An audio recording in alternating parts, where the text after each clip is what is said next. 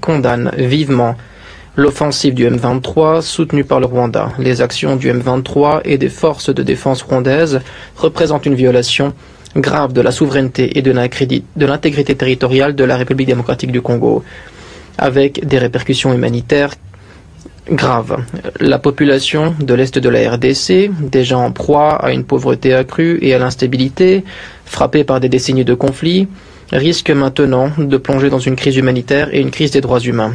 Des signalements tragiques de violences sexuelles et sexistes ont été dénoncés par les deux parties, y compris des viols collectifs et le recrutement d'enfants soldats ou encore exécutions sommaires. Des informations proviennent des hôpitaux de Goma, brossant un tableau catastrophique du mépris des droits humains, du droit humanitaire et de l'humanité.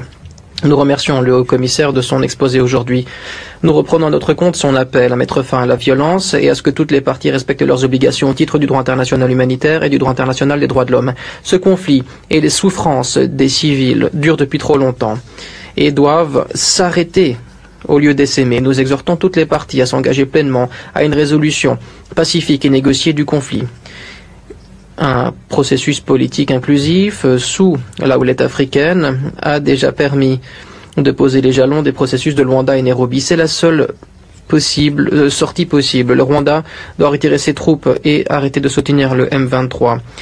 La RDC doit également prendre en compte les préoccupations de sécurité du Rwanda.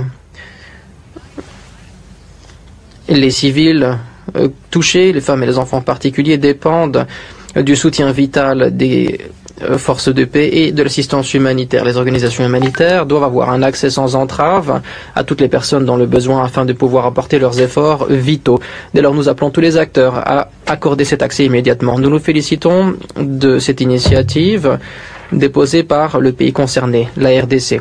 L'Allemagne est prête à soutenir l'établissement proposé d'une mission d'établissement des faits indépendante afin que les violations soient recensées et que tous les responsables soient tenus pour compte. Merci.